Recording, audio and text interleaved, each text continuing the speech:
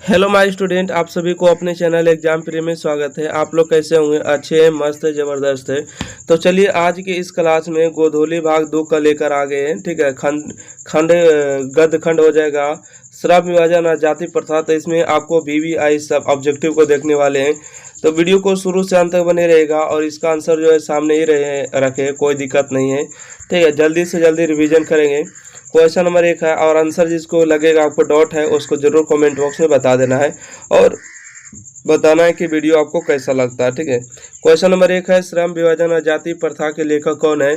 श्रम विभाजन और जाति प्रथा के लेखक है भीमराव अम्बेडकर। ठीक है, श्रम विभाजन जाति प्रथा के लेखक कौन है? भीमराव अम्बेडकर। इसका राइट आंसर होगा डी नंबर। अगला है श्रम विभाजन एवं जाति प्रथा गद्य की कौन सी विद्या है? तो आप लोग को पता होगा निबंध है। ठीक है, श्रम विभाजन और जाति प्रथा गद्य की कौन सी विद्या है? तो निबंध होगा, राइट आंसर होगा।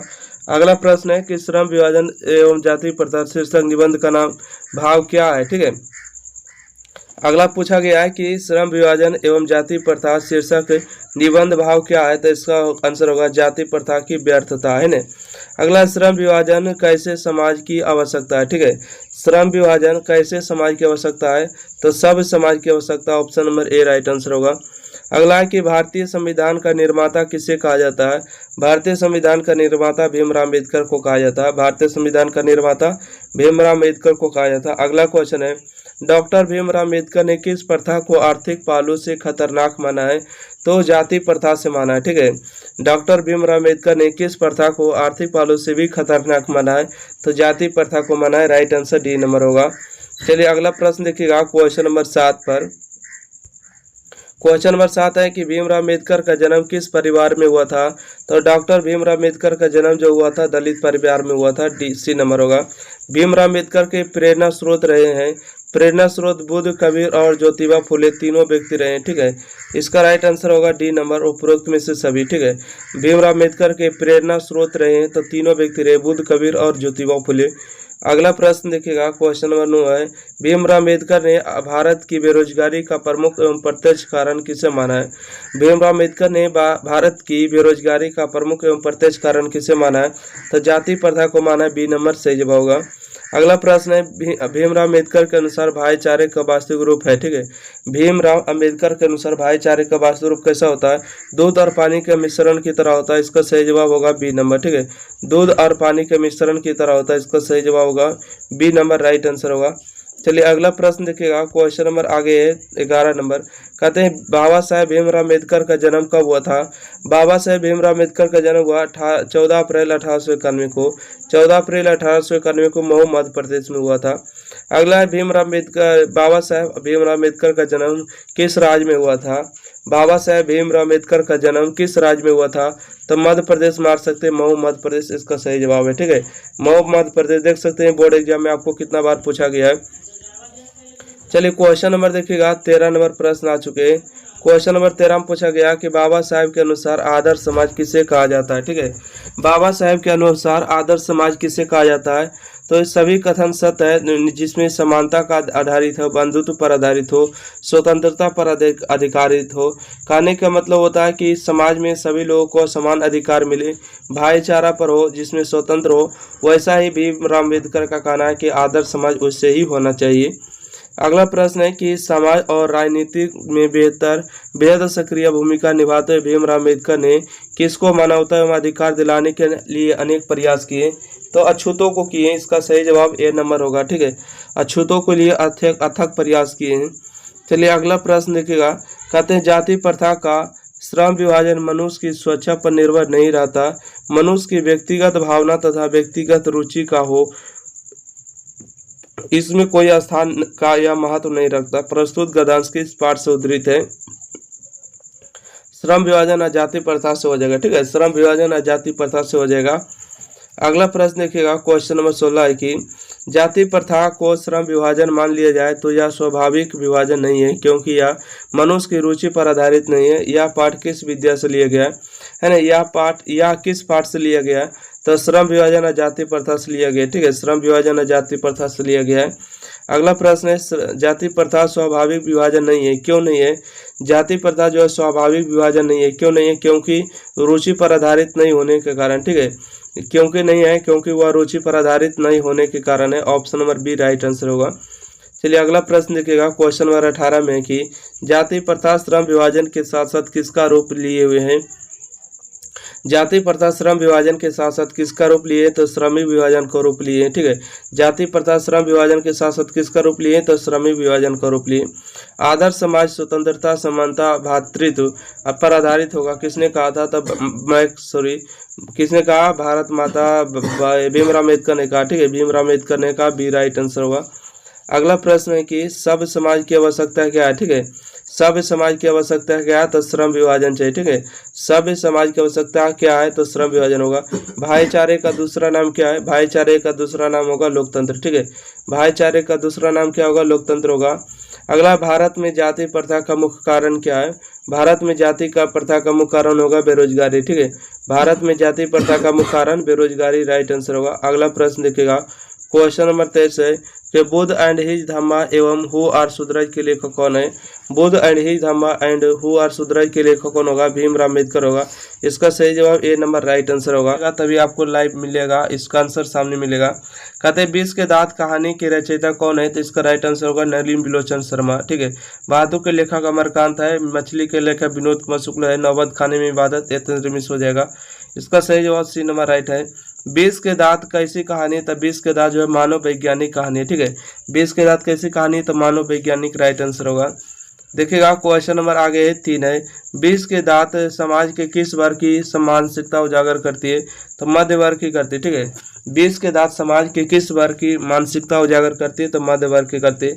20 के दांत पाठ की विद्या है तो 20 के दांत पाठ की विद्या है तो राइट आंसर कहानी होगा। ठीक है, 20 के दांत पाठ किस विद्या है तो आपको कहानी होगा राइट आंसर। चलिए क्वेश्चन नंबर 5 नंबर देखिएगा। क्वेश्चन नंबर 5 में आपसे की पूछा गया कि 20 के दांत कहानी का प्रमुख पात्र कौन है। ठीक है, 20 के दांत कहानी का प्रमुख पात्र कौन है तो खोखा होगा, राइट आंसर होगा। खोखा का दूसरा नाम कासू है। अगला, सेन साहब की 5 लड़कियां कैसी है तो सुशील हो जाएगा, राइट आंसर। ठीक है, सेन साहब की 5 लड़कियां कैसी थी तो सुशील थी। गिरधर लाल का बेटा है तो गिरधर लाल के बेटा का नाम मदन होगा, राइट आंसर है ना। कासू का दूसरा नाम क्या, खोखा है। अगला प्रश्न है कि गिरधर लाल सेन साहब की फैक्ट्री में क्या थी। ठीक है, गिरधर लाल सेन साहब की फैक्ट्री में क्या था तो इसका राइट आंसर होगा किरानी था। ठीक है, गिरधर लाल सेन साहब की फैक्ट्री में क्या था, किराना। अगला है, सेन साहब की नई मोटर कार किस रंग की थी। सेन साहब की नई मोटर कार किस रंग की थी तो काले रंग की थी, उसका नाम था स्ट्रीमल इंड है ना। सेन साहब की नई मोटर कार कितने की थी तो 7,500 रुपया। ठीक है, सेन साहब की नई मोटर कार की कीमत कितनी थी तो 7,500 रुपये, राइट आंसर होगा। अगला प्रश्न है कि सेन साहब अपने बेटा खोखा को क्या बनाना चाहते हैं तो बिजनेसमैन या इंजीनियर बनाना चाहते हैं। सेन साहब अपने बेटा खोखा को क्या बनाना चाहते हैं तो सेन साहब अपने बेटा को बिजनेसमैन या इंजीनियर बनाना चाहते हैं। अगला प्रश्न है कि सेन साहब की नई मोटर कार की पिछली बत्ती का लाल शीशा जो किसने चकनाचूर किया था तो कासू ने ही किया था, इसका राइट आंसर बी नंबर होगा। ठीक है, किसने किया था, कासू ने ही किया था। अगला, सेन साहब की आंखों का तारा है तो सेन साहब की आंखों का तारा हो जाएगा आपको खोखा हो जाएगा। ठीक है, खोखा का दूसरा नाम कासू है। अगला प्रश्न देखिएगा क्वेश्चन नंबर 14 में कि सेन साहब किस तरह के आदमी थे तो सेन साहब जो किस तरह के आदमी थे, तानाशाह आदमी थे, राइट आंसर बी नंबर होगा। ठीक है, सेन साहब तानाशाह आदमी थे। मदन किसका बेटा था तो मदन जो है गिरधर लाल का बेटा था, बी नंबर राइट आंसर होगा। मदन और कासू के बीच झगड़े का कारण क्या था तो मदन और कासू के बीच झगड़े का कारण क्या था, लट्टू खेल की ललक था। ठीक है, लट्टू के खेल की ललक था, इसका राइट आंसर सी नंबर बिल्कुल सही जवाब होगा। अगला प्रश्न है कि मदन के लिए क्या खाना मामूली बात थी। मदन के लिए क्या खाना मामूली बात थी तो मार खाना मदन के लिए मामूली बात थी। खोखा किन मामलों में अपवाद था तो खोखा जो है यानी कि घर के नियम की धज्जियां उड़ाने में अपवाद था। ठीक है, यानी खोखा जो है किन मामलों में अपवाद था तो घर के नियम की धज्जियां उड़ाने में अपवाद था। अगला है कि खोखा के दो दांत किसने तोड़े हैं तो मदन ने तोड़ा। ठीक है, खोखा के दो दांत किसने तोड़े हैं तो मदन ने तोड़े, राइट आंसर बी नंबर होगा। अगला क्वेश्चन है क्वेश्चन नंबर 20 में कि मैं तो खोखा को इंजीनियर बनाने जा रहा हूँ, यह कथन किसका है। ये कथन जो है सेन साहब का हो जाएगा। मैं तो खोखा को इंजीनियर बनाने जा रहा हूँ, यह कथन किसका है तो सेन साहब का होगा। अगला देखिएगा, कहते सीमा, रजनी, आलो, सुफाली, आरती पांचों बहनें किसकी है तो पांचों जो होगा खोखा की पांचों बहनें होगा। ठीक है, सीमा, रजनी, आलो, शिफाली, आरती, पांचें किसकी वाणी है? तो खोखा की होगा। नलिन बलोच शर्मा का जन्म कब हुआ था? इसका राइट आंसर जल्दी से छापिएगा। तो नलिन बलोच शर्मा का जन्म हुआ 18 फरवरी 1916 को पटना के बादरघाट में ने। तो नलिन बलोच शर्मा का जन्म कब हुआ था? 18 फरवरी 1916 को राइट आंसर होगा। चलिए अगला प्रश्न बढ़ते हैं, क्वेश्चन नंबर 22 के बाद 23 नंबर है ना। कहते हैं कि महल और झोपड़ी वाले की लड़ाई में अक्सर महल वाले ही जीतते हैं, पर उसी हालात में जब दूसरे झोपड़ी वाले उनकी मदद अपने ही खिलाफ करते हैं। इस किस पाठ की पंक्ति है? तो आपको होगा 20 के दांत। ठीक है, 20 के दांत के लेखक नलिन बलोचन शर्मा हो जाएगा। अगला है कि अनाम दास का पोथा उपन्यास किस लेखक की कृति है? इसका राइट आंसर होगा हजारी प्रसाद द्विवेदी के है। अनाम दास का पोथा उपन्यास किस लेखक की कृति है? तो हजारी प्रसाद द्विवेदी के है। मोटर को कोई खतरा हो सकता है तो डैश किसे हो सकता है? तो खोखा को हो सकता है। ठीक है, खोखा से। मोटर को कोई खतरा हो सकता है तो खोखा से ही हो सकता है। अगला प्रश्न है कि हिंदी कविता में यानी प्रापगद के प्रवर्तक कौन है? तो नलिन बलोच शर्मा हो जाएंगे, राइट। कहते हैं आलोचकों के अनुसार प्रयोगवाद का वास्तविक प्रारंभ किनकी कविताओं से हुआ? तो नलिन बलोच शर्मा से हुआ। आलोचकों के अनुसार प्रयोगवाद का वास्तविक प्रारंभ किनकी कविताओं से हुआ? तो नलिन बलोच शर्मा से हुआ, राइट आंसर होगा। अगला प्रश्न है कि झोपड़ी और महल वाले की लड़ाई में अक्सर कौन जीतते हैं? तो महल वाले ही जीतते हैं। ठीक है, झोपड़ी और महल की लड़ाई में अक्सर कौन जीतते हैं? तो महल वाले जीते हैं। सामाजिक विकास क्रम में सामंती सभ्यता की अपेक्षा किस सभ्यता को अधिक प्रगतिशील कहा जा सकता है? तो नैसर्वादी सभ्यता को। ठीक है, नैसर्वादी सभ्यता को कहा जा सकता है। अगला प्रश्न है क्वेश्चन नंबर 30 की मनुष्य और परिस्थिति का संबंध कैसा है? तो मित्रवत है। ठीक है, मित्रवत हो जाएगा। मनुष्य और परिस्थिति का संबंध कैसा? मित्रवत हो जाएगा। और इससे बहुत ही इंपॉर्टेंट आपको ऑब्जेक्टिव आने वाले प्रश्न सारे मिलने वाले हैं। तो वीडियो को बिना देर किए स्टार्ट करते हैं। अच्छा लगे लाइक से चैनल को सब्सक्राइब करना है। भारत से हम क्या सीखे लेखक पाठ विद्या की कौन सी है? तो इसका सही जवाब होगा भाषण होगा। ठीक है, भारत से हम क्या सीखे पाठ गद्य की कौन सी विद्या है? तो भाषण होगा, राइट आंसर होगा। भारत से हम क्या सीखे भाषण का हिंदी रूपांतर किसने किया है? तो यानी कि भवानी शंकर त्रिवेदी ने किया। ठीक है, भवानी शंकर त्रिवेदी राइट आंसर होगा। अगला प्रश्न है कि भारत में प्राचीन काल में स्थानीय शासन की कौन सी प्रणाली प्रचलित है थी? तो स्थानीय शासन हो जाएगा। भारत में प्राचीन काल में स्थानीय शासन की कौन सी प्रणाली जो है प्रचलित थी? तो स्थानीय शासन होगा। भारत की सर्वाधिक आबादी कहाँ बसती है? तो भारत की सर्वाधिक आबादी जो है गांव में बसती है। मैक्स मुलर कहाँ के रहने वाले थे? तो मैक्स मुलर जर्मनी के डेकाउ नामक नगर में रहने वाले थे। ठीक है, मैक्स मुलर कहाँ के रहने वाले थे? तो जर्मनी के डेसाउ में रहने वाले थे। अगला प्रश्न है कि मैक्स मुलर के अनुसार सच्चे भारत के दर्शन कहाँ हो सकते हैं? तो ग्रामीण भारत में हो सकते हैं। ठीक है, मैक्स मुलर के अनुसार सच्चे भारत के दर्शन कहाँ हो सकते हैं? तो ग्राम में हो सकते हैं। मैक्स मुलर थे तो मैक्स मुलर क्या थे? तो वेदों के प्रति अगाध आस्था रखने वाले थे। क्या इसका राइट आंसर होगा? भारत भक्त थे, संस्कृतानुरागी थे। तो right answer option number D होगा। ठीक है, मैक्स मुलर सभी थे।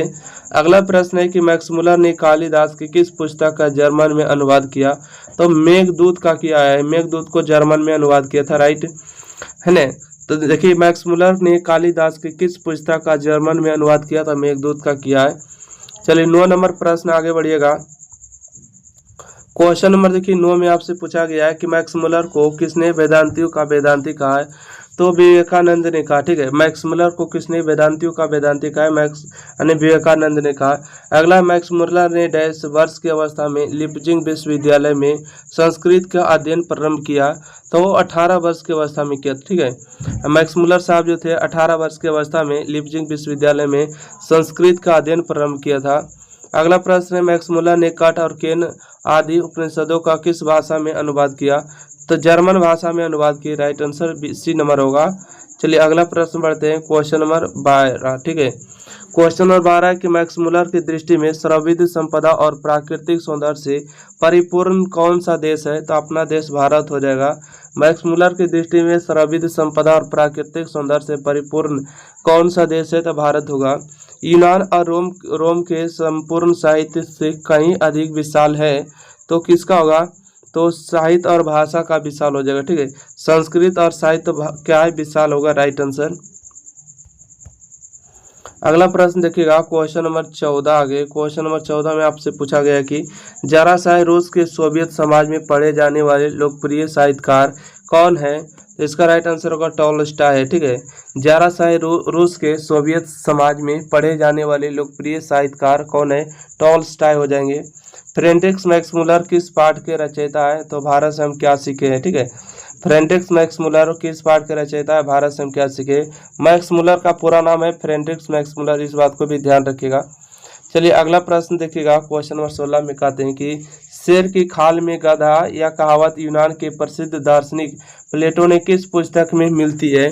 तो क्राटिलियस में मिलती है। ठीक है, क्राटिलियस में मिलता है। तो शेर की खाल में गधा या कहावत यूनान के प्रसिद्ध दार्शनिक प्लेटो को किस पुस्तक से मिलती है? क्राटिलियस में मिलती है। अगला प्रश्न है, एक 10वीं 11वीं सदी में किस रचना में भारत यूरोप के बीच व्यापार संबंध के बारे में बताया गया? तो शाहनामा में बताया गया। ठीक है, 10वीं 11वीं सदी में किस रचना ने भारत यूरोप के बीच व्यापार संबंध के बारे में बताया गया? शाहनामा में बताया गया। अगला प्रश्न है, हितोपदेश का जर्मन भाषा में अनुवाद किसने करवाया था? तो मैक्समुलर ने करवाया था, इसका सही जवाब होगा। ठीक है, हितोपदेश के लेखक नारायण पंडित है, जो कि जर्मन भाषा में अनुवाद किसने किया था? तो मैक्समुलर ने किया था। मेघदूत का जर्मन में अनुवाद किसने किया? मेघदूत को जर्मन में अनुवाद मैक्समुलर ने किया। मेघदूत के लेखक आपको पता होगा कालिदास है, बाकी इसको जर्मनी में अनुवाद किसने किया है? मैक्समुलर ने कराया है। अगला प्रश्न है, सर्वविध संपदा और प्राकृतिक सौंदर्य से परिपूर्ण देश है, यदि आप मुझसे इस भूमंडल का अवलोकन करने के लिए कहें तो बताऊंगा कि वह देश भारत है। यह गद्यांश किस पाठ से है? किस पाठ का? तो भारत से हम क्या सीखे। ठीक है, भारत से हम क्या सीखे से होगा राइट आंसर बी नंबर सही जवाब है। फिर से इस क्वेश्चन को पढ़ते हैं। कहते हैं, सर्वविध संपदा और प्राकृतिक सौंदर्य से परिपूर्ण कौन सा देश है, यदि आप मुझे इस भूमंडल का अवलोकन करने के लिए कहे तो बताऊंगा कि वह देश भारत है। यह गद्यांश किस पाठ का है? तो भारत से हम क्या सीखे से है। ठीक है, बी नंबर राइट आंसर होगा। अगला, सर विलियम जोन्स समुद्री यात्रा करते हुए भारत कब पहुंचे? तो 1783 ईस्वी में इसका सही जवाब होगा बी नंबर। ठीक है, सर विलियम जोन्स समुद्री यात्रा करते हुए भारत कब पहुंचे? 1783 में पहुंचा था। अगला प्रश्न है कि मैक्समुलर का जन्म कब हुआ था? मैक्समुलर का जन्म 1823 ईस्वी को हुआ था।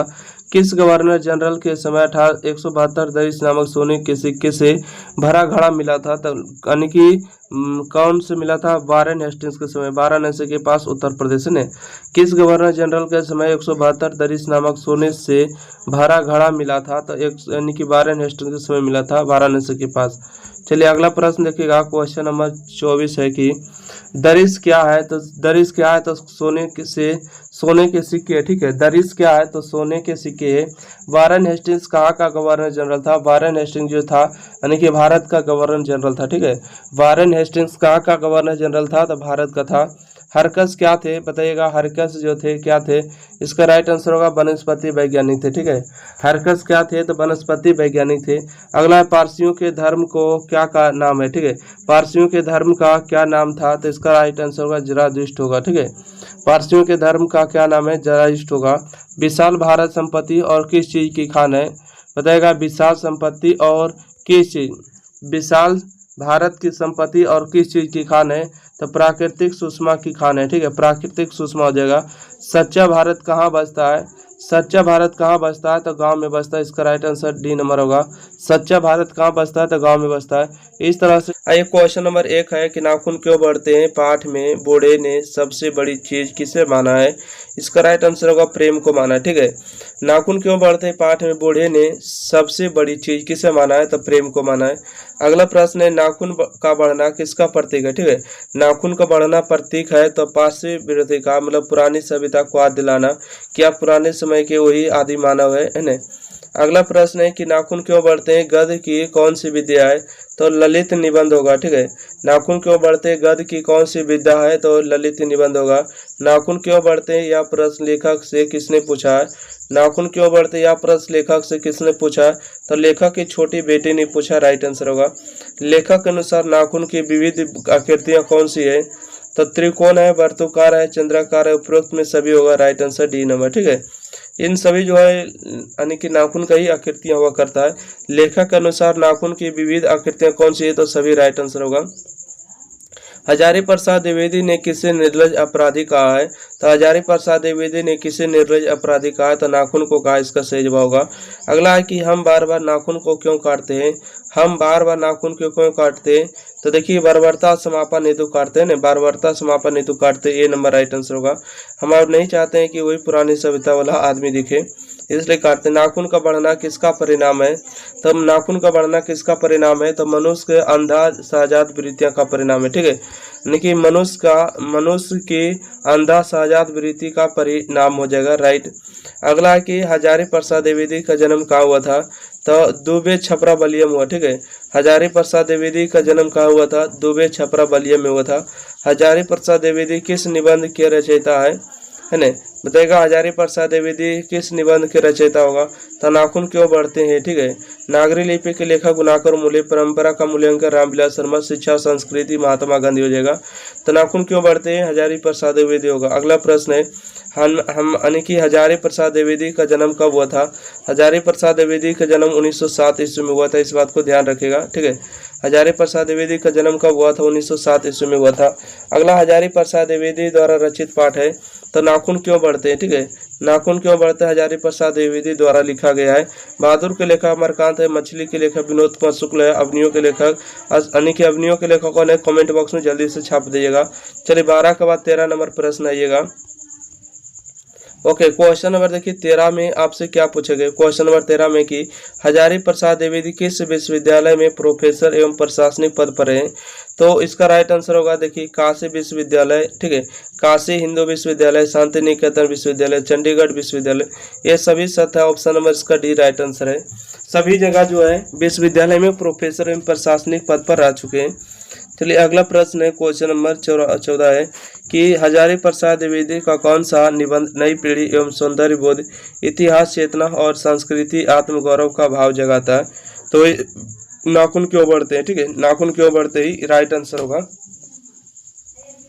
अगला प्रश्न है कि हजारी प्रसाद द्विवेदी का कौन सा निबंध नई पीढ़ी में सौंदर्य, ऐतिहासिक चेतना और सांस्कृतिक आत्मगौरव का मतलब भाव जगाता है? तो नाखून क्यों बढ़ते, राइट आंसर होगा। पुरानी स्लोवोनिक भाषा में चूहे को क्या कहते हैं? तो माइस कहते हैं, ठीक है, राइट आंसर होगा, डी नंबर होगा। चलिए अगला प्रश्न की ओर अगर बढ़ते हैं, क्वेश्चन नंबर देखिएगा, क्वेश्चन नंबर कितना आ गया? क्वेश्चन नंबर देखिएगा 16 नंबर प्रश्न है। कहते हैं कि पुराने का मोह सब समय वांछनीय ही नहीं होता, यह किस लेखक की पंक्ति है? तो राइट आंसर होगा यानी कि हजारी प्रसाद द्विवेदी का कहना है कि पुराने का मोह सब समय वांछनीय ही नहीं होता, किस लेखक की पंक्ति है? तो हजारी प्रसाद द्विवेदी के। किसने कहा था कि सब पुराने अच्छे नहीं होते और सब नए खराब ही नहीं होते? तो हजारी प्रसाद द्विवेदी ने कहा, राइट आंसर बी नंबर होगा।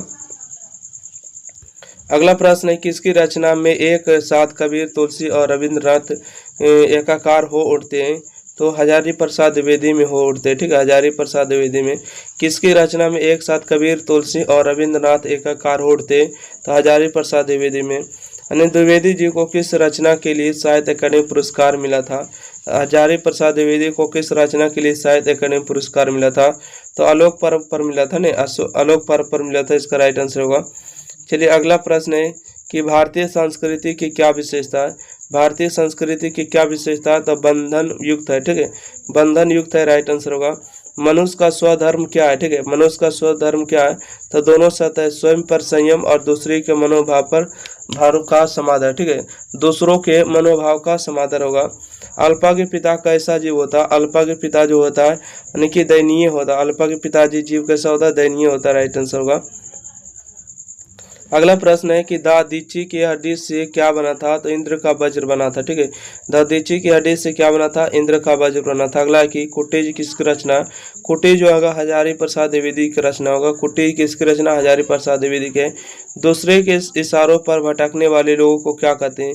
दूसरों के इशारे पर भटकने वाले लोगों को मूढ़ कहते हैं, मूढ़ अज्ञानी होते हैं यानी मूर्ख होते हैं। अगला प्रश्न है क्वेश्चन नंबर 26 में कि आलोक पर्व शीर्षक निबंध संग्रह किसकी रचना है? आलोक पर्व शीर्षक निबंध संग्रह किसकी है? तो हजारी प्रसाद द्विवेदी को होगा, राइट आंसर बी ए नंबर होगा, ठीक है, option number A right answer है। अगला सहजात वृत्तियां किनका नाम है? सहजात वृत्ति किसका नाम है? ताज यानी कि अनजानी स्मृतियों का, ऐसा option number C right answer होगा। चलिए उसको देख लेते, ठीक है। तो वीडियो अच्छा लगेगा तो वीडियो को लाइक कर देना है, शेयर कर देना है। जो भी अभी तक चैनल को सब्सक्राइब नहीं किए सब्सक्राइब कर देना है, ठीक है। देखिए क्वेश्चन नंबर 1 है कि नागरी लिपि पाठ के लेखक कौन है। 2019 और 20 में पूछे गए। नागरी लिपि के लेखक गुणाकर मूल्य, ठीक है। नागरी लिपि के लेखक कौन है, गुणाकर मूल्य इसका सही जवाब होगा। नागरी लिपि पाठ के लेखक गुणाकर मूल्य होंगे। चलिए अगला प्रश्न है, क्वेश्चन नंबर देखिए 2 है, ठीक है। क्वेश्चन नंबर 2 में पूछा गया नागरी लिपि पाठ साहित्य की कौन सी विद्या है, तो निबंध होगा सही जवाब, ठीक है। नागरी लिपि पाठ साहित्य की कौन सी विद्या है, निबंध इसका बिल्कुल सही जवाब हो जाएंगे। चलिए अगला प्रश्न है कि नागरी लिपि के आरंभिक लेख कहाँ से मिले हैं। नागरी लिपि के आरंभिक लेख मिले हैं दक्षिण भारत से, ठीक है। नागरी लिपि के आरंभिक लेख कहाँ से मिले हैं, तो दक्षिण भारत से मिले हैं, बिल्कुल सही जवाब है। नागरी लिपि के टाइप कब बने हैं, तो लगभग 2 सदी पहले बने, ठीक है। लगभग दूसरी सदी से पहले बने हैं, इसको बोल सकते हैं। अगला प्रश्न देखिएगा, क्वेश्चन नंबर 5 है। कहते हैं नागरी लिपि में प्राचीन मराठी भाषा के लेख मिलने लग जाते। कब से मिलने लग जाते, 11वीं सदी से। अगला, नागरी लिपि का प्राचीनतम लेख किस प्रदेश से मिले हैं। नागरी लिपि का प्राचीनतम लेख किस प्रदेश से मिले हैं, तो दक्कन प्रदेश से मिले हैं। देवनागरी लिपि में कौन कौन सी भाषाएं लिखी जाती है, तो देखिए हिंदी, नेपाली, नेवरी, मराठी, उपरोक्त में से सभी लिखे जाते हैं, ठीक है। अगला प्रश्न देखिएगा, क्वेश्चन नंबर 8 है। कहते कलिंग लिपि भारत के किस प्रदेश की लिपि थी, तो इसका राइट आंसर होगा उड़ीसा के थे, ठीक है। कलिंग लिपि भारत के किस प्रदेश की लिपि थी, उड़ीसा के थी। अगला प्रश्न, हिंदी तथा इसकी विविध बोलियां किस लिपि में लिखी जाती है, देवनागरी लिपि में लिखी जाती है, ठीक है। हिंदी तथा इसकी विविध बोलियां किस लिपि में लिखी जाती है, देवनागरी में। अगला प्रश्न पढ़ते हैं। कहते हैं गुणाकर मूल्य का जन्म कब हुआ था। गुणाकर मूल्य का जन्म 1935 में हुआ था, ठीक है। गुणाकर मूल्य का जन्म कब हुआ, 1935 में हुआ। गुणाकर मूल्य किस निबंध के रचयिता, ठीक है। गुणाकर मूल्य किस निबंध के रचयिता होगा, नागरी लिपि के लेखक है। निबंध के लेखक कौन है, ठीक है। निबंध के लेखक है तो गुणाकर मूल्य इसका राइट आंसर होगा, ठीक है। गुणाकर मूल्य इसका सही जवाब होगा। चलिए अगला प्रश्न में बढ़ते हैं। कहते हैं कि दक्षिण भारत में द्रविड़ भाषा परिवार की कौन सी भाषा सबसे अधिक प्राचीन है, तो तमिल होगा राइट आंसर। दक्षिण भारत में द्रविड़ भाषा परिवार की कौन सी भाषा सबसे प्राचीन है, तो तमिल होगा। ईसा की 14वीं-15वीं सदी के विजयनगर के शासकों ने अपने लेखों की लिपि को क्या कहा है, तो नंदी नागरी का इसका राइट आंसर होगा, ठीक है। नंदी नागरी का है। अगला प्रश्न है कि 12वीं सदी के केवल शासकों के सिक्कों पर बिरकेल्लोस जैसे शब्द डैश लिपि में अंकित है, तो क्या है, तो इसका राइट आंसर होगा देवनागरी लिपि अंकित है, ठीक है। देवनागरी राइट आंसर होगा। अगला, भारतीय लिपियों की कहानी पुस्तक के रचयिता कौन है। भारतीय जो है लिपियों की कहानी पुस्तक के रचयिता हो जाएगा गुणाकर मूल्य, ठीक है। कौन मूल्य, गुणाकर मूल्य हो जाएंगे। अगला प्रश्न है कि पहले दक्षिण भारत की नागरी लिपि क्या कहलाती थी, अथवा विजयनगर के राजाओं की लेख की लिपि को क्या नाम दिया गया। इसका सही जवाब होगा नंदी नागरी दिया गया, ठीक है। कौन से दिया गया, तो नंदी नागरी दिया गया। हिंदी के आदि कवि कौन है। हिंदी के आदि कवि सरहापद हो जाएंगे, ठीक है। सरहापद हो जाएंगे, हिंदी के आदि कवि हो जाएंगे। चलिए 19 नंबर प्रश्न को देखते हैं। क्वेश्चन नंबर 19 है कि सरहापद की कीर्ति है। सरहापद की कीर्ति हो गए दोहा कोश, इसका राइट आंसर होगा ए नंबर। आरंभिक हिंदी का साहित्य कब से मिलने लग जाता है। आरंभिक हिंदी का साहित्य कब से मिलने लग जाता है, 8वीं-9वीं सदी से मिलने लगता है। अगला, किस मुगल बादशाह ने राम सीता की आकृति वाले सिक्के चलाए थे, तो ये अकबर थे, ठीक है। कौन थे, अकबर थे, इसका राइट आंसर होगा। किस मुगल बादशाह ने राम सीता की आकृति वाले सिक्के चलाए थे, तो अकबर थे, राइट आंसर होगा। दोहा कोश किसकी रचना है, तो दोहा कोश जो है सरहापद की कीर्ति है, सरहापद की रचना है। अगला प्रश्न है कि गणितानुसार संग्रह की रचना किसने की। गणित सार संग्रह की रचना किसने किया था, तब महावीराचार्य ने किया, ठीक है। महावीराचार्य ने किया। परमार्थ शासक भोज कहाँ के रहने वाले थे। परमार्थ शासक भोज कहाँ के रहने वाले थे, तो धारा नागरी के रहने वाले थे। तो इसको सब्सक्राइब आप लोग कर ही देना है ना। क्वेश्चन नंबर 1 है बहादुर कैसी कहानी है, तो बहादुर एक सामाजिक कहानी है, राइट आंसर सी नंबर होगा। बहादुर कैसी कहानी है, तो बहादुर सामाजिक कहानी है। बहादुर शीर्षक कहानी के लेखक कौन है, बहादुर शीर्षक कहानी के लेखक हो जाएंगे अमरकांत हो जाएंगे, राइट आंसर। नाखून क्यों बढ़ते हजारी प्रसाद द्विवेदी, सी पूजन साय आपको कहानी के प्लॉट है, ठीक है, ये तो नौमा में पढ़ने का, अशोक वाजपेयी आपको पता ही होगा। चलिए कमेंट में छाप दीजिएगा, राइट आंसर। अगला प्रश्न है क्वेश्चन नंबर 3 है बहादुर कहानी का पात्र बहादुर क्या है, ठीक है। बहादुर जो होता है घर का नौकर होता है, मतलब घरेलू नौकर, ठीक है। बहादुर कहानी का पात्र जो है बहादुर क्या है, घरेलू नौकर हो जाएंगे। अगला है बहादुर का पूरा नाम क्या है, दिल बहादुर हो जाएगा, ठीक है। बहादुर का पूरा नाम दिल बहादुर है, राइट आंसर होगा। बहादुर लेखक को क्या कहकर संबोधित करता है, बहादुर जो है लेखक को क्या कहकर संबोधित करता है, बाबूजी कहता है, ठीक है। साहब जी, हाँ अच्छा अच्छा बाबूजी, नहीं साहब जी नहीं होगा, इसका राइट आंसर होगा सी नंबर, बाबूजी कहता है। और माँ जी कहते हैं मलकिन को, ठीक है, मतलब कि बहादुर की जो लेखिका होती है अमरकांत की पत्नी को माँ जी कहते हैं। बहादुर पर चोरी का आरोप कौन लगाता है, तो निर्मला के रिश्तेदार लगाते हैं, डी नंबर होगा। बहादुर पर चोरी का आरोप कौन लगाता है, निर्मला के रिश्तेदार हो जाएंगे। लेखा के रिश्तेदार ने बहादुर पर क्या आरोप लगाए हैं, तो बहादुर पर चोरी का आरोप लगाए हैं, वो भी पैसा चोरी का आरोप, ठीक है। लेखक के रिश्तेदार ने बहादुर पर क्या आरोप लगाए हैं, तो पैसा चोरी का आरोप लगाए, राइट आंसर होगा। बहादुर कौन था, बहादुर जो था 12-13 साल का नेपाली लड़का था, ठीक है। बहादुर कौन था, 12-13 साल का नेपाली लड़का था, राइट आंसर होगा। चलिए अगला प्रश्न देखिएगा, क्वेश्चन नंबर 9 है बहादुर कितने वर्ष का था, ठीक है। बहादुर कितने वर्ष का था, इसका राइट आंसर होगा 12-13 वर्ष का था। बहादुर कितने वर्ष का था, 12-13 वर्ष का था। अगला है बहादुर लेखक का घर छोड़कर क्यों भाग गया, ठीक है। बहादुर लेखक का घर छोड़कर क्यों भाग गया, चोरी का आरोप लगने पर, ठीक है। चोरी का आरोप लगने पर बहादुर जो लेखक का घर छोड़कर भाग जाता है। अगला प्रश्न है कि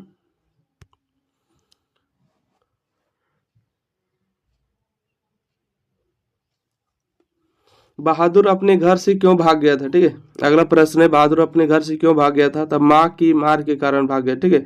माँ की मार के कारण जो है बहादुर अपने घर से भाग गया था, सही जवाब होगा। चलिए अगला प्रश्न देखिएगा, क्वेश्चन नंबर 12 में आपसे पूछा गया था कि क्वेश्चन नंबर 12 है बहादुर लेखक के घर से क्या लेकर भागा था, कपड़ा बिस्तर जूता कोई भी सामान नहीं ले गया था, इसका राइट आंसर होगा डी नंबर। बहादुर जो लेखक के घर से कोई भी सामान नहीं लेके गया था। लेखक अमरकांत ने हाई स्कूल की शिक्षा कहाँ से प्राप्त की थी, तो इसका राइट आंसर होगा बलिया से, बलिया उत्तर प्रदेश, राइट आंसर। बहादुर कहाँ से भाग कर आया था, ठीक है। बहादुर कहाँ से भाग कर आया था, तो नेपाल से भाग कर आया था, ठीक है। ऑप्शन नंबर इसका बी राइट आंसर होगा। बहादुर कहाँ से भाग कर आया था, नेपाल से। मित्र मिलन शीर्षक कहानी संग्रह किसकी रचना है, तो मित्र मिलन शीर्षक कहानी संग्रह अमरकांत का होगा, सही जवाब होगा। लेखक के पत्नी रिश्तेदार किस दिन आए थे, तो आज आपको पता होगा कि आज का जो वीडियो बन रहा है आज रविवार का दिन है और रविवार के ही दिन आए थे, ठीक है। नहीं, लेखक की पत्नी के रिश्तेदार किस दिन आए थे, रविवार को। इस तरह से आपको याद रखना है कि आज जो पढ़ रहे हैं रविवार के ही दिन है, तो रविवार के ही दिन आए थे। जिंदगी और जो किस लेखक की रचना है, इसका राइट आंसर होगा अमरकांत के, ठीक है। जिंदगी और जो किस लेखक की रचना है, तो अमरकांत की होगा। अगला है बहादुर को लेखक के घर कौन लाया था, ठीक है। बहादुर को लेखक के घर कौन लाया था, तो इसका राइट आंसर होगा लेखक का साला लाया था, ठीक है। लेखक का जो साला साहब था वही लाए थे। बहादुर को लेखक के घर कौन लाया था, तो लेखक के साला लाया था। बहादुर के नाम से दिल शब्द किसने उड़ा दिया, तो बहादुर के नाम से दिल शब्द उड़ा दिया निर्मला ने, ठीक है। राइट आंसर ए नंबर होगा। बहादुर या दिल बहादुर कहाँ का रहने वाला था, बहादुर या दिल बहादुर रहने वाला था नेपाल का, राइट आंसर होगा, ठीक है। ऑप्शन नंबर सी होगा राइट आंसर। अगला प्रश्न है क्वेश्चन नंबर 21 है कि बहादुर का बाप कहाँ मर गया था, तो बहादुर का बाप जो है युद्ध में मर गया था, ऑप्शन नंबर ए सही जवाब होगा। बहादुर के मार खाकर भैंस भागी भागी किसके पास चली आई, तो माँ के पास चली आई, option number B right answer होगा। बहादुर से मार खाकर भैंस जो है भागी भागी किसके पास चली आई, माँ के पास चली आई। कहानी है, तो कहानी आपको पता है बहादुर क्या है, कहानी है, राइट आंसर बी होगा, ठीक है। बहादुर क्या है, कहानी हो जाएगा। अगला प्रश्न है कि अमरकांत का जन्म कब हुआ था, अमरकांत का जन्म कब हुआ था, तो 1925 ईस्वी में हुआ था, राइट आंसर होगा। अखिल भारतीय कहानी प्रतियोगिता में अमरकांत की कौन सी कहानी पुरस्कृत हुई, तो डिप्टी कलेक्टर ही पुरस्कृत हुआ था, इसका सही जवाब डी नंबर होगा। अगला प्रश्न है क्वेश्चन नंबर 26 में, हिंदी के सशक्त कथाकार अमरकांत का जन्म कहाँ हुआ था? तो नगर बलिया उत्तर प्रदेश, ठीक है, नगर बलिया उत्तर प्रदेश होगा। वानर सेना नामक बाल उपन्यास किसने लिखा है? तो अमरकांत ने लिखा है, सही जवाब डी नंबर होगा। वानर सेना नामक उपन्यास जो है किसने लिखा? अमरकांत ने लिखा है। अगला प्रश्न है क्वेश्चन नंबर 28 में, कि उसकी हंसी बड़ी कोमल और मीठी थी जैसे फूल की पंखुड़ियां बिखर गई हो। उपरोक्त कथन किसके संबंध में कही गई है? तो बहादुर के संबंध में कहा गया है, ठीक है, क्योंकि बहादुर जो हंसता था बहुत ही कोमल था। अगला बढ़ते हैं क्वेश्चन नंबर 29 नंबर प्रश्न है। देखिए क्वेश्चन नंबर 29 में आपसे पूछा गया है कि बहादुर शीर्षक पाठ में लेखक के बड़े लड़के का क्या नाम था? ठीक है, बहादुर शीर्षक पाठ में लेखक के बड़े लड़के का नाम था किशोर, राइट आंसर। अगला, अम्मा एक बार भी अगर बहादुर आ जाता तो मैं उसको पकड़ लेता और कभी जाने ना देता, यह युक्ति किसकी है? राइट आंसर होगा किशोर के, ठीक है, किशोर का कहना है। अगला क्वेश्चन है कि यदि मैं ना मारता तो शायद वह ना जाता, यह युक्ति किसकी है? तो लेखक की होगा, राइट आंसर, ठीक है, यदि मैं ना मारता तो शायद वह ना जाता किसकी है? तो लेखक होगा, है ना, लेखक नहीं होना चाहिए, किशोर के होना चाहिए, ठीक है, किशोर ही बोला था, किशोर के मार के कारण ही भागा था ना। निर्मला कौन थी? तो लेखक की पत्नी थी, ठीक है, ऑप्शन नंबर इसका बी राइट आंसर होगा। निर्मला कौन थी? लेखक की पत्नी थी, इसका बी राइट आंसर होगा। सब्सक्राइब कर दे रहे हैं। क्वेश्चन नंबर 1 है कि परंपरा का मूल्यांकन पाठ साहित्य की कौन सी विद्या है?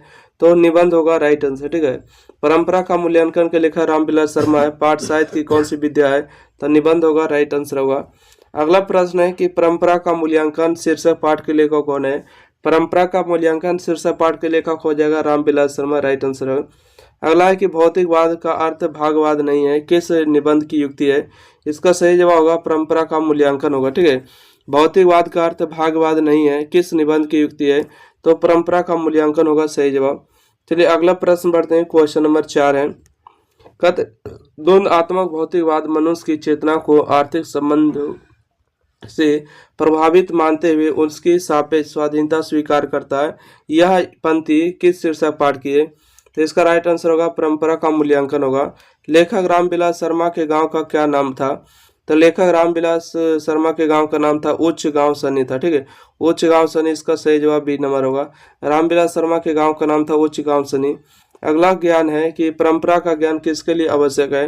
परंपरा का ज्ञान उसके लिए आवश्यक है जो लकीर का फकीर ना होकर रूढ़ियों को तोड़कर क्रांतिकारी साहित्य की रचना करना चाहते हैं, उनके लिए परंपरा का ज्ञान आवश्यक होता है, ठीक है, परंपरा का ज्ञान किनके लिए आवश्यक है? तो जो लकीर का फकीर ना होकर रूढ़ियों को तोड़कर क्रांतिकारी साहित्य की रचना करना चाहते हैं, उनके लिए परंपरा का ज्ञान आवश्यक होता है। अगला प्रश्न है कि रामविलास शर्मा का जन्म कब हुआ था? नहीं, रामविलास शर्मा का जन्म कब हुआ था? तो 10 अक्टूबर 1912 को हुआ था, option number B right answer होगा। अगला प्रश्न है क्वेश्चन नंबर 8 है, क्वेश्चन नंबर 8 में कहते हैं कि लेखक रामविलास शर्मा कब से कब तक भारतीय प्रगतिशील लेखक संघ के महामंत्री रहे थे? तो 1949 से 1953 तक, ठीक है, 1949 से लेकर 1953 तक भारतीय प्रगतिशील लेखक संघ के महामंत्री रहे थे। अगला प्रश्न है क्वेश्चन नंबर 9 में कि रामविलास शर्मा को किस कृति के लिए साहित्य अकादमी पुरस्कार प्राप्त हुआ? रामविलास शर्मा को किस कृति के लिए साहित्य अकादमी पुरस्कार प्राप्त हुआ? तो निराला के साहित्य साधना के लिए हुआ, ठीक है, निराला के साहित्य साधना, इसका राइट आंसर होगा। चलिए क्वेश्चन नंबर 10 नंबर प्रश्न देखिएगा, ठीक है, क्वेश्चन नंबर 10 में आपसे पूछा गया कि रामविलास शर्मा के अनुसार साहित्य की परंपरा का पूर्ण लाभ किस व्यवस्था में संभव है? अथवा यहाँ पर हो जाएगा आपको भारत की राष्ट्रीय क्षमता का पूर्ण विकास किस व्यवस्था में संभव है? यानी कि समाजवादी व्यवस्था में, इसका राइट आंसर होगा, ठीक है, किस व्यवस्था में होगा? समाजवादी व्यवस्था में होगा। निराला के साहित्य साधना की रचनाकार कौन है? रामविलास शर्मा होगा। निराला के साहित्य साधना की रचनाकार होगा रामविलास शर्मा, राइट आंसर होगा। चलिए अगला प्रश्न है कि हिंदी के जीवनी साहित्य को एक नया आयाम दिया, किसने दिया? रामविलास शर्मा ने दिया है। हिंदी आलोचना को वैज्ञानिक दृष्टिकोण प्रदान करने का श्रेय किनको प्राप्त है?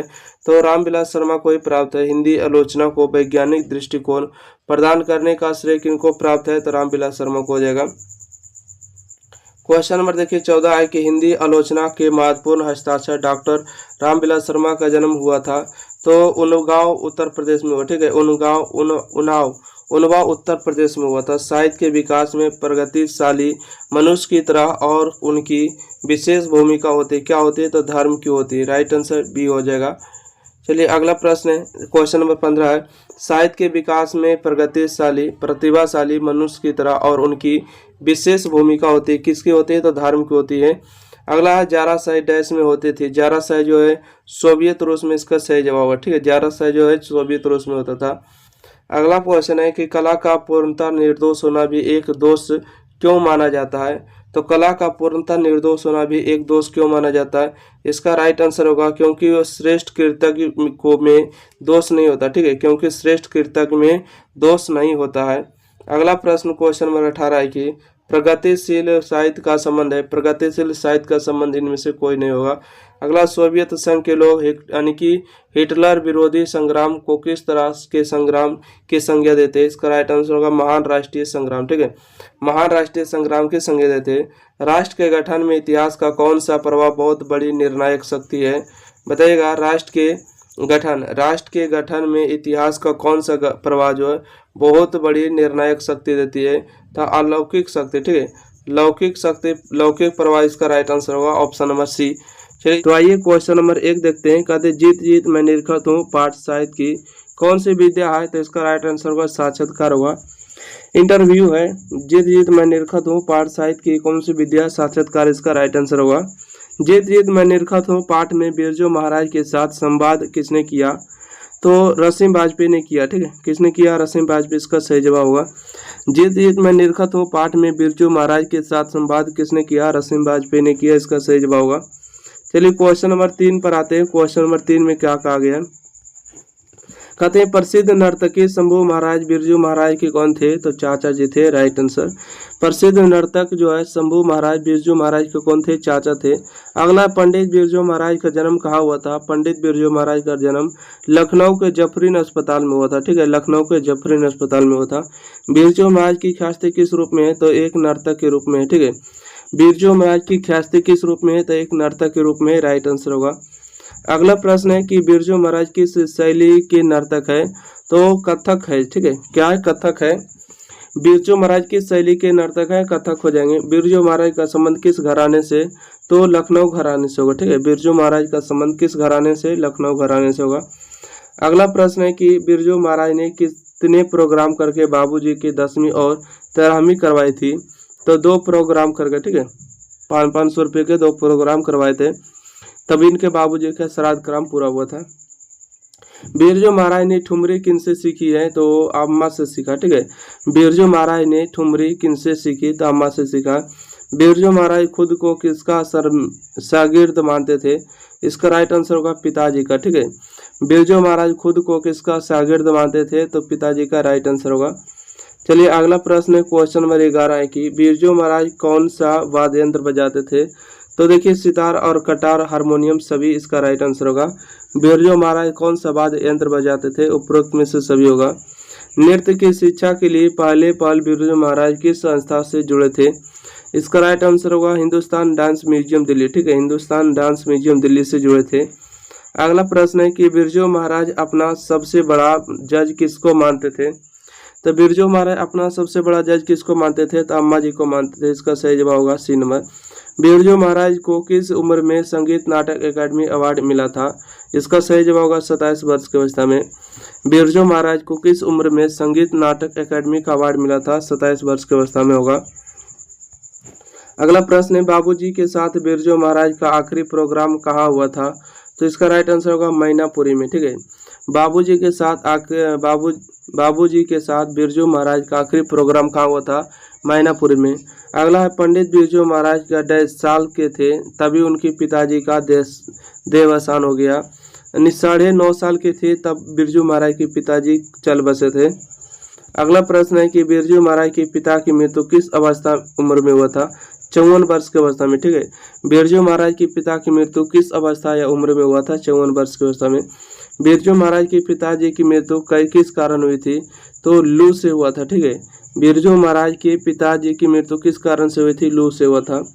बिरजू महाराज ने कहाँ रहते हुए सीताराम बागला को नृत्य की शिक्षा देने शुरू किया था? इसका राइट आंसर होगा कानपुर में, ठीक है, कानपुर में ही रहकर नृत्य की शिक्षा देना शुरू किए थे। अगला प्रश्न है क्वेश्चन नंबर 20 में ध्यान दीजिएगा। कहते हैं बिरजू महाराज एवं उनके पिता किस राजा दरबार में नाचते थे? तो रामपुर में। ठीक है, देखिए क्वेश्चन है कि बिरजू महाराज एवं उनके पिता किस राज दरबार में नाचते थे? तो रामपुर में नाचते थे। बिरजू महाराज की गुरुवाइन कौन थी? तो बिरजू महाराज की गुरुवाइन उनकी माँ थी। सही जवाब होगा। पंडित बिरजू महाराज का संबंध नृत्य की किस शैली से? तो बिरजू महाराज का संबंध नृत्य की किस शैली से? कथक से। क्या option number A right answer होगा, कथक इसका सही जवाब होगा। ठीक है, कथक से जुड़े हुए, कथक उत्तर प्रदेश के हैं। अगला है कि पंडित बिरजू महाराज का जन्म कब हुआ था? पंडित बिरजू महाराज का जो जन्म हुआ था 4 फरवरी 1938 ईस्वी में हुआ था। ठीक है, लखनऊ के जफरीन अस्पताल में हुआ था। अगला प्रश्न है कि जब दिल्ली में हिंदू मुस्लिम दंगे होने लगे तो डर के मारे बिरजू महाराज और उसकी अम्मा कहाँ चले गए थे? तो लखनऊ चले गए थे। ठीक है, जब दिल्ली में हिंदू मुस्लिम दंगे होने लगे तो डर के मारे बिरजू महाराज और उनकी अम्मा कहाँ चले गए थे? लखनऊ चले गए थे। पंडित बिरजू महाराज को संगीत नाटक अकादमी अवार्ड कब मिला था? इसका राइट आंसर होगा 1955 में। ठीक है, पंडित बिरजू महाराज को संगीत नाटक अकादमी कब मिला? 1965 में मिला है। अगला प्रश्न है पंडित बिरजू महाराज को शिष्य तत्व का धागा किसने बांधा है? तो उनके पिता ने बांधा है। ठीक है, पंडित बिरजू महाराज को शिष्य तत्व का धागा किसने बांधा? उनके पिता ने। रश्मि वाजपेयी किस पत्रिका की संपादिका है? तो इसका राइट आंसर होगा नटरंग होगा। रश्मि वाजपेयी किस पत्रिका की संपादिका है? नटरंग होगा। हिंदुस्तान डांस म्यूजियम कहाँ है? हिंदुस्तान डांस म्यूजियम आपको दिल्ली में देखने को मिलता है। हिंदुस्तानी डांस म्यूजिक कहाँ है? हिंदुस्तानी डांस म्यूजिक आपको दिल्ली में देखने को मिलता है। क्वेश्चन नंबर 1 है कि अवनियो शीर्षक पाठ साहित्य की कौन सी विद्या है? तो यात्रा वृत्तांत इसका सही जवाब होगा। अवनियो पाठ के लेखक कौन है? अवनियो पाठ के लेखक अशोक वाजपेयी हो जाएंगे। अवनियो पाठ के लेखक अशोक वाजपेयी होगा। अगला अशोक वाजपेयी का जन्म कब हुआ था? अशोक वाजपेयी का जन्म 16 जनवरी 1941 को हुआ। ठीक है, अशोक वाजपेयी का जन्म कब हुआ? 16 जनवरी 1941 को हुआ। अशोक वाजपेयी नदी और कविता में क्या समानता पाते हैं? तो दोनों भरे रहते। ठीक है, दोनों भरे रहते हैं। अशोक वाजपेयी नदी और कविता में क्या समानता पाते? दोनों भरे रहते। राइट आंसर होगा। अगला प्रश्न है कि लेखक श्री अशोक वाजपेयी अवनियों किस सिलसिले में गए थे? तो रंगा समारोह देखने गए थे। ठीक है, रंगा समारोह देखने गए थे। लेखक कितने वर्ष पहले पहली बार अवनियों गए थे? लेखक कितने वर्ष पहले पहली बार अवनियों गए थे? इसका सही जवाब होगा 10 वर्ष पहले गए थे। अवनियों किस देश में है? ठीक है, अवनियों जो है किस देश में है? तो फ्रांस में अवनियों हो जाएगा। राइट आंसर, अवनियों किस देश में है? फ्रांस में हो जाएगा। अगला प्रश्न है कि अवनियों क्या है? तो अवनियों जो है दक्षिण फ्रांस का एक मध्ययुगीन ईसाई मठ है। ठीक है, अवनियों क्या है? तो दक्षिण फ्रांस का एक मध्ययुगीन ईसाई मठ होगा। इसका सही जवाब बी नंबर राइट आंसर होगा। चलिए 9 नंबर प्रश्न को यहाँ पर ध्यान से देखिएगा। कहते हैं कि अवनियों जो है किस नदी के किनारे, अवनियों किस नदी पर स्थित है? तो रोन नदी पर स्थित है। ठीक है, दक्षिण फ्रांस के रोन नदी पर स्थित है। अवनियों किस नदी पर स्थित है? तो रोन नदी पर है। अगला है कि अवनियों में रहकर लगभग 30 जो है संयुक्त कविताएं लिखने वाली यति अर्थावादी कवित्री है। तो उपरोक्त में से सभी होगा। ठीक है, यात्रा सभी होगा। चलिए हटाइए। अगला प्रश्न है कि प्रत्येक वर्ष अवनियों में कैसा समारोह आयोजित होता था? है ना, प्रत्येक वर्ष अवनियों में कैसा समारोह आयोजित होता है? तो इसका राइट आंसर होगा रंगा कार्यक्रम या रंगा समारोह होता है। लेखक अवनियों का क्या साथ लेकर गए थे? लेखक जो है अवनियों क्या साथ लेकर गए थे? इसका राइट आंसर होगा उपरोक्त में से सभी। हिंदी टाइपराइटर, 3-4 पुस्तकें और कुछ संगीत के टेप्स ले गए थे। सही जवाब होगा। अगला है कि बिल्हना और अवनियों के बीच में कौन सी नदी है? तो रोन नदी स्थित है। इनमें कौन सी रचना अशोक वाजपेयी की नहीं है? तो इनमें कौन सी रचना अशोक वाजपेयी की नहीं? तो कविता के नए प्रतिमान अशोक वाजपेयी की नहीं है। ठीक है, यानी कि तत्पुरुष होगा। फिलहाल कविता का गाना जो है अशोक वाजपेयी के, परंतु डी नंबर नहीं है। अगला है कि लाल शत्रु में अशोक वाजपेयी कुल कितने दिनों तक रहे? तो 19 दिनों तक रहे। ठीक है, लाल शत्रु में अशोक वाजपेयी कुल कितने दिनों तक रहे? 19 दिनों तक रहे। राइट आंसर होगा। लाल शत्रु क्या है? तो एक जो है ईसाई मठ है। ठीक है, लाल शत्रु क्या है? तो एक ईसाई मठ है। रोन नदी के किनारे बसे शहर का नाम क्या है? तो अवनियों होगा इसका राइट आंसर।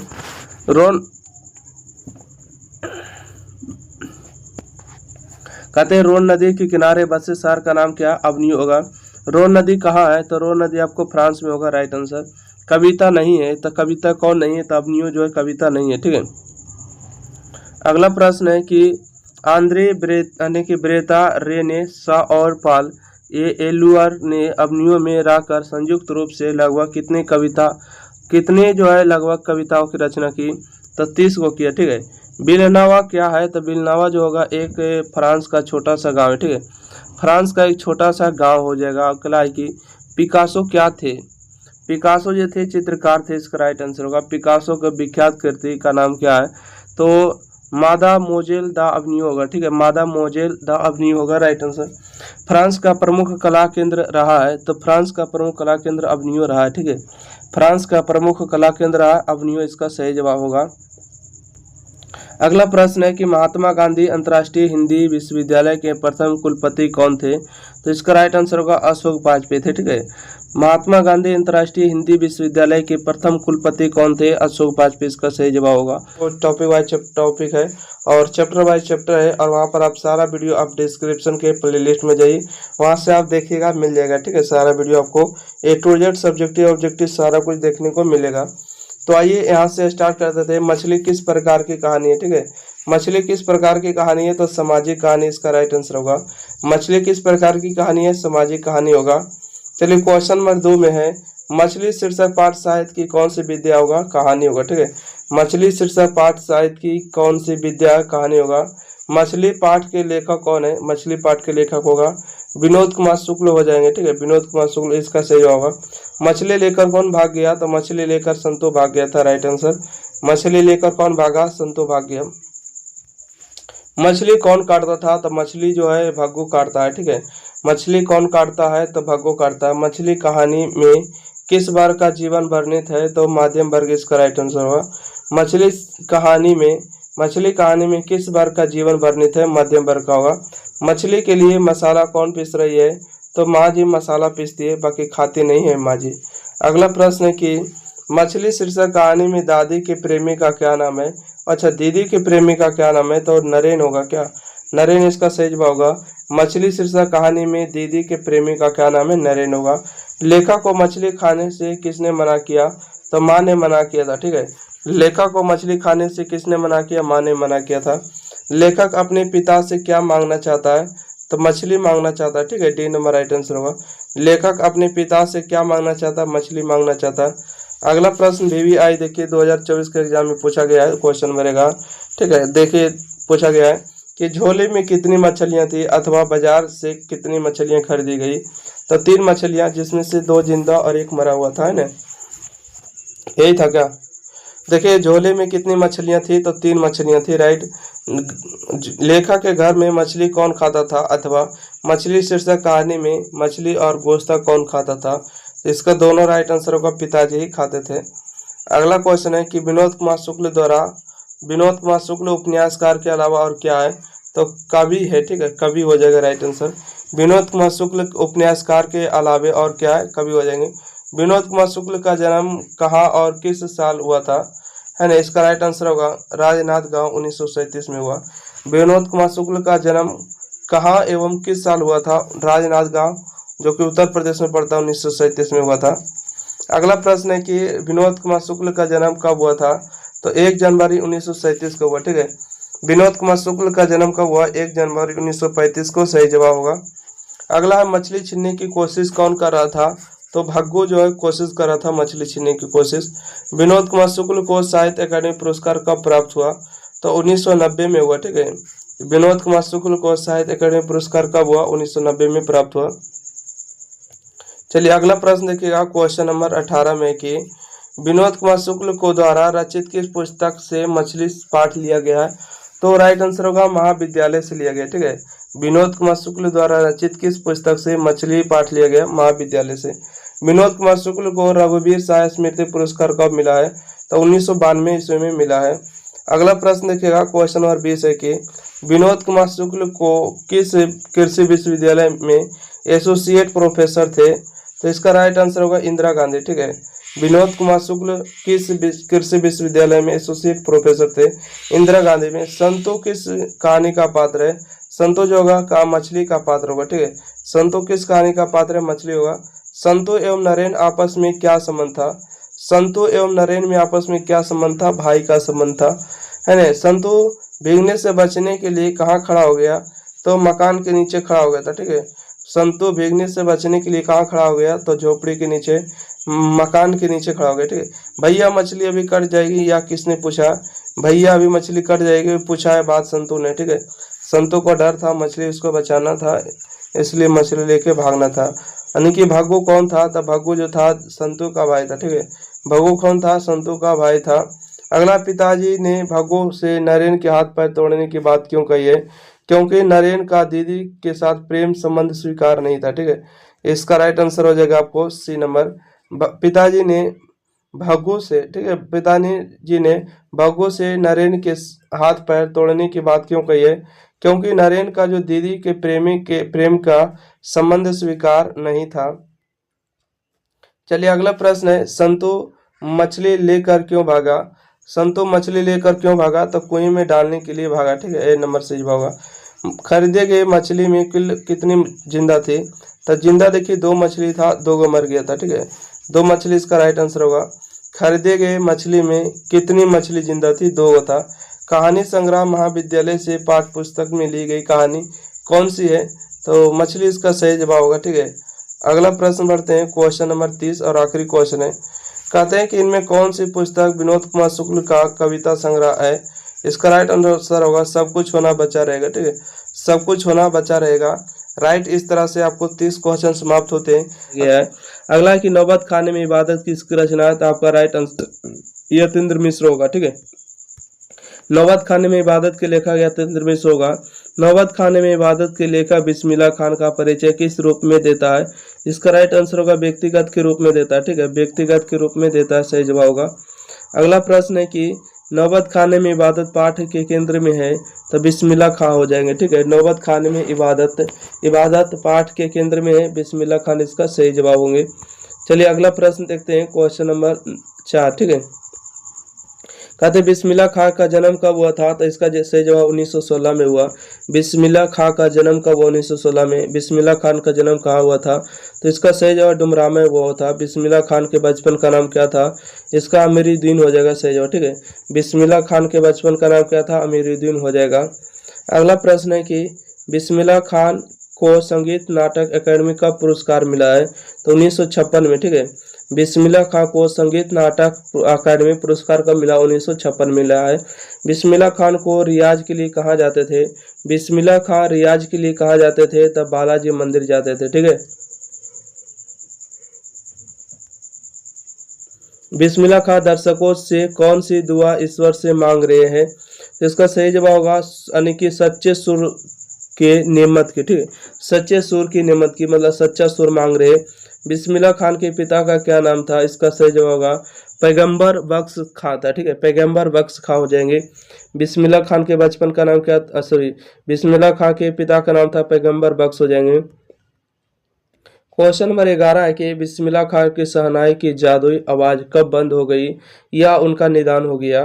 तो 21 अगस्त 2009 ईस्वी को हुआ, ठीक है। 21 अगस्त 2009 को ईस्वी हुआ। बिस्मिल्लाह खान का संबंध है, बिस्मिल्लाह खान का जो संबंध है शहनाई से, इसका राइट आंसर डी नंबर होगा, ठीक है। बिस्मिल्लाह खान का संबंध है शहनाई से, इसका राइट आंसर होगा। चलिए 13 नंबर है कि बिस्मिल्लाह खान और शहनाई के साथ किस मुस्लिम पर्व का नाम जुड़ा है? तो इसका राइट आंसर होगा मुहर्रम का, ठीक है। बिस्मिल्लाह खान और शहनाई के साथ किस मुस्लिम पर्व का नाम जुड़ा है? मुहर्रम का नाम जुड़ा है।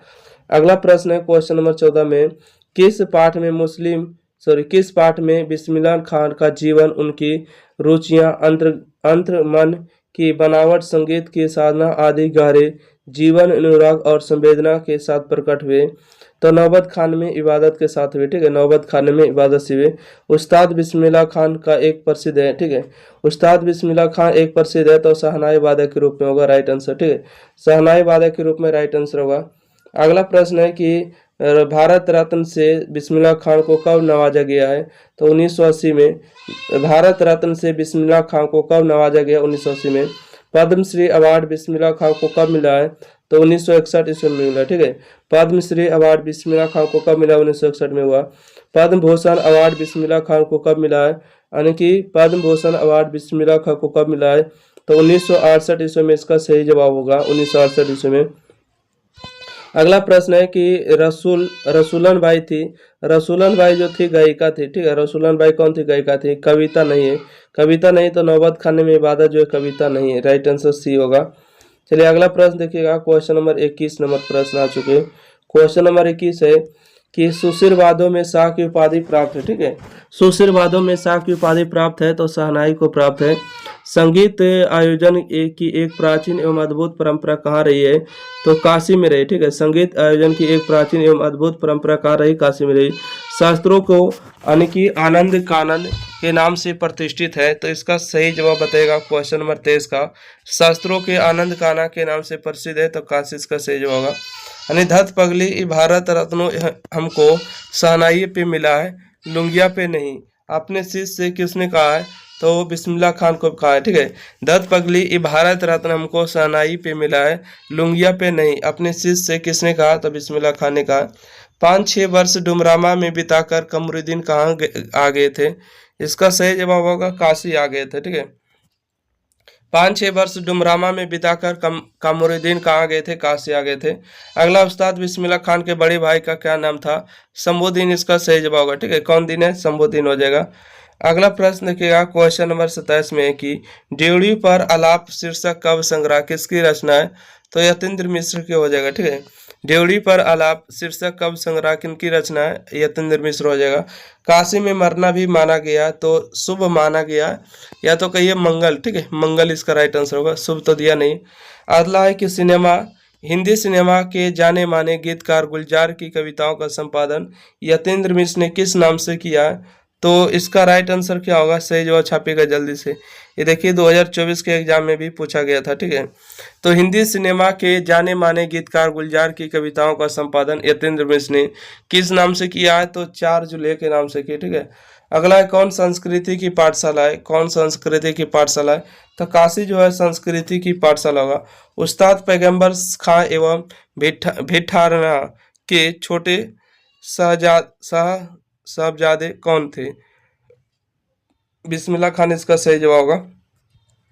इनमें कौन सी रचना यतीन्द्र मिश्र की नहीं है? तो इनमें कौन सी रचना यतीन्द्र मिश्र की नहीं है? तो आत्महत्या के विरुद्ध जो है यतीन्द्र मिश्र की नहीं है, बाकी सभी के सभी उन्हीं का है। चलिए अगला प्रश्न है, क्वेश्चन नंबर 33 है। कहते हैं कि देवप्रिया नामक पुस्तक में यतीन्द्र मिश्र का किनके साथ संवाद संकलित है? तो सोनाली मानसिंह के साथ, ठीक है। सोनल मानसिंह हो जाएगा। देवप्रिया नामक पुस्तक में यतीन्द्र मिश्र का किनके साथ संवाद संकलित है? सोनल मानसिंह हो जाएगा। शहनाई किस प्रकार की घास से बनती है? तो इसका राइट आंसर होगा नरकट की घास से बनती है, ठीक है। नरकट से घास से बनती है। ये 35 नंबर आखिरी क्वेश्चन है। कहते हैं अरब देश में फूंक कर बजाए जाने वाले वाद्य यंत्र जिसमें नाड़ी रीढ़ होती है उसे क्या कहते हैं? उसे क्या कहते हैं? नया कहते हैं, ठीक है। नया कहते हैं। कहते हैं अरब देश में फूंक कर बजाए जाने वाले वाद्य यंत्र जिसमें नाड़ी मतलब रीढ़ होती है उसे क्या कहते हैं? उसे नया कहते हैं। इस वीडियो में हम लोग देखने जा रहे हैं शिक्षा संस्कृति, जिसके लेखक महात्मा गांधी है। तो VVI ऑब्जेक्टिव देखेंगे जो कि 2025 के बोर्ड एग्जाम में जो देने वाले उनके लिए बहुत ही मोस्ट इंपॉर्टेंट VVI ऑब्जेक्टिव होने वाला। अगर आप लोग और भी सारा ऑब्जेक्टिव नहीं देखें तो आप लोग जाइए प्लेलिस्ट में, सारा वीडियो आपको देखने को मिलेगा, ठीक है। क्वेश्चन नंबर 1 है शिक्षा संस्कृति पाठ साहित्य की कौन सी विद्या होगा? तो शिक्षा और शास्त्र हो जाएगा राइट आंसर, ठीक है। शिक्षा संस्कृति पाठ साहित्य की कौन सी विद्या है? तो शिक्षा शास्त्र हो जाएगा। शिक्षा संस्कृति पाठ के लेखक कौन है? शिक्षा संस्कृति पाठ के लेखक गांधी जी होगा, राइट आंसर होगा। ए नंबर राइट आंसर होगा, ठीक है। चलिए अगला प्रश्न की अगर हम बात करेंगे क्वेश्चन नंबर 2 के बाद 3 नंबर, ठीक है। क्वेश्चन नंबर 3 में बताइएगा क्या होगा। कहते हैं कि गांधी जी की दृष्टि में उदात्त और बढ़िया शिक्षा क्या है? तो अहिंसक प्रतिरोध इसका सही जवाब, ठीक है। गांधी जी की दृष्टि में उदात्त और बढ़िया शिक्षा क्या है? अहिंसक प्रतिरोध होगा। गांधी जी शिक्षा का उद्देश्य क्या मानते थे? गांधी जी शिक्षा का उद्देश्य जो मानते थे चरित्र निर्माण को मानते, सही जवाब होगा। अगला प्रश्न है कि गांधी जी का जन्म कब और कहाँ हुआ? तो गांधी जी का जन्म 2 अक्टूबर 1869 को पोरबंदर गुजरात में हुआ, ठीक है। 2 अक्टूबर 1869 को पोरबंदर के गुजरात में हुआ। गांधी जी को महात्मा की उपाधि किसने दिया? गांधी जी को महात्मा की उपाधि रविंद्रनाथ टैगोर ने दिया, राइट आंसर होगा। अगला प्रश्न है कि गांधी जी के जन्म दिवस को किस रूप में मनाते? तो अहिंसा के रूप में मनाते, ठीक है। गांधी जी के जन्म दिवस को किस रूप में मनाते? अहिंसा के रूप में मनाते। गांधी जी की स्मृति में पूरा राष्ट्र किस तारीख को उनकी जयंती मनाता है? तो 2 अक्टूबर प्रतिवर्ष मनाता है, ठीक है। गांधी जी की स्मृति में पूरा राष्ट्र किस तारीख को उनकी जयंती मनाता है? 2 अक्टूबर प्रतिवर्ष मनाता है, ठीक है। अगला है कि गांधी जी बच्चों की शिक्षा का प्रारंभ किस तरह करना चाहते हैं? तो दस्तकारी सिखाते हुए, ठीक है, दस्तकारी सिखाते हुए। अगला है कि महात्मा गांधी के पिता का क्या नाम था? तो यह जगह करमचंद गांधी था, ठीक है। महात्मा गांधी के पिता का क्या नाम था? करमचंद गांधी इसका सही जवाब हो जाएंगे। अगला प्रश्न है कि इनमें से कौन सी पुस्तक गांधी जी द्वारा लिखित है? इनमें से कौन सी पुस्तक गांधी जी द्वारा लिखित है? हिंद स्वराज के लेखक गांधी जी है। इनमें से किस पत्रिका का संपादन गांधी जी ने किया था? इनमें से किस पत्रिका का संपादन गांधी ने हरिजन ने किया था, ठीक है। हरिजन नामक को संपादन गांधी जी खुद किए थे। अगला, आध्यात्मिक शिक्षा से गांधी जी का क्या तात्पर्य है? आध्यात्मिक शिक्षा से गांधी जी का तात्पर्य हृदय की शिक्षा होना चाहिए, ठीक है, हृदय की शिक्षा। अगला, वकालत की पढ़ाई के लिए गांधी जी कहाँ गए? वकालत की पढ़ाई के लिए गांधी जी लंदन गए थे। अगला, दक्षिण अफ्रीका से गांधी जी कब लौटे? तो 1915 ईस्वी में लौटे। दक्षिण अफ्रीका से, है ना, दक्षिण अफ्रीका से गांधी जी कब लौटे? 1915 में लौटे थे। अगला प्रश्न है कि अंतर्राष्ट्रीय स्तर पर अहिंसा दिवस कब मनाया जाता है? अंतर्राष्ट्रीय स्तर पर अहिंसा दिवस मनाया जाता है 2 अक्टूबर को। किनके जन्म दिवस को अंतर्राष्ट्रीय अहिंसा दिवस के रूप में मनाया जाता है? इसका राइट आंसर होगा महात्मा गांधी, ठीक है। किनके जन्म दिवस को अंतर्राष्ट्रीय अहिंसक दिवस के रूप में मनाया जाता है? महात्मा गांधी होगा। कौन चाहते थे कि सभी देश की संस्कृति की हवा उनके घर के पास से बहती रहे? इसका राइट आंसर होगा महात्मा गांधी चाहते थे, ठीक है। कौन चाहते थे कि सभी देश की संस्कृति की हवा उनके घर के पास से गुजरती रहे? तो महात्मा गांधी चाहते थे। अगला प्रश्न है कि क्या भारत का राष्ट्रपिता किसे कहा जाता है? अथवा बापू काकर कृतज्ञ राष्ट्रपति किन्हें याद करता है? तो महात्मा गांधी को सही जवाब होगा। भारत का राष्ट्रपिता किसे कहा जाता है? महात्मा गांधी को। बापू काकर कृतज्ञ राष्ट्र किन्हें याद करता है? महात्मा गांधी को करता है, राइट आंसर होगा। चलिए 19 के बाद हम 20 नंबर प्रश्न पर आते हैं। क्वेश्चन नंबर 20 में कि मेरा धर्म कैद खाने का धर्म नहीं है, किस पाठ की पंक्ति है? इसका राइट आंसर शिक्षा और संस्कृति, ठीक है। मेरा धर्म कैद खाने का धर्म नहीं है, किस पाठ की पंक्ति है? शिक्षा और संस्कृति होगा। मेरा ख्याल है कि अगर व्यक्ति का चरित्र निर्माण करने में हम सफल हो जाएं तो समाज अपना काम आप संभाल लेगा। यह किसका विचार है? तो इसका राइट आंसर होगा महात्मा गांधी का विचार है, ठीक है। किसका विचार है? महात्मा गांधी का विचार है। अगला प्रश्न है, शिक्षा से मेरा अभिप्राय यह है कि बच्चों और मनुष्य के शरीर, बुद्धि और आत्मा के सभी उत्तम गुणों को प्रकट किया जाए। पढ़ना लिखना शिक्षा का अंत हो तो ही है ना, तो है ही ना, नहीं यह आदि भी नहीं है। तो यह कथन किसका है? मतलब महात्मा गांधी का कहना है। अगला है कि यंग इंडिया पत्रिका का संपादन किसके द्वारा किया गया? तो महात्मा गांधी के द्वारा किया गया। यंग इंडिया पत्रिका का संपादन किसके द्वारा किया गया? महात्मा गांधी के द्वारा किया गया। शिक्षा के माध्यम से जीवन संग्राम में क्या आसानी से जीतना सीखना चाहिए? तो उपरोक्त में से सभी। प्रेम से गिरना जीते, सत्य से हिंसा को जीते, कष्ट सहना से हिंसा को जीते, ठीक है। अगला प्रश्न है कि सत्य के साथ मेरे प्रयोग किसकी रचना है? तो महात्मा गांधी की रचना होगा। सत्य के साथ मेरे प्रयोग, माई एक्सपेरिमेंट विद ट्रूथ है, इस तो महात्मा गांधी होगा। टॉलस्टॉय कौन है? तो टॉलस्टॉय एक रूसी लेखक हो जाएंगे। दूसरे को बहिष्कार करने वाली डैश जिंदा नहीं रखती है, क्या नहीं रहती है? तो संस्कृति, ठीक है। दूसरे को बहिष्कार करने वाली संस्कृति जिंदा नहीं रहती है। तो इस तरह से जो आपको पद खंड वाला समाप्त हुआ। अब कब खंड वाला बच गए तो अगले क्लास में देखेंगे, ठीक है, राम नाम वाला। तो चलिए अगले क्लास के लिए आप लोग अगले चैनल को ध्यान से देखेगा। एग्जाम फ्री चैनल को ज़्यादा से ज़्यादा वीडियो को शेयर करिए, एग्जाम फ्री को सब्सक्राइब करिए, शेयर करिए, और आपको सारा वीडियो आपको प्लेलिस्ट में देखने को मिलेगा। आप लोग बिना देरी किए जाइए, अब चेक करिए, पढ़िए, जरूर पढ़िए। 2025 के एग्जाम में देना बहुत कम समय बचा, ठीक है। आप लोग इधर उधर मत भटकिए। थैंक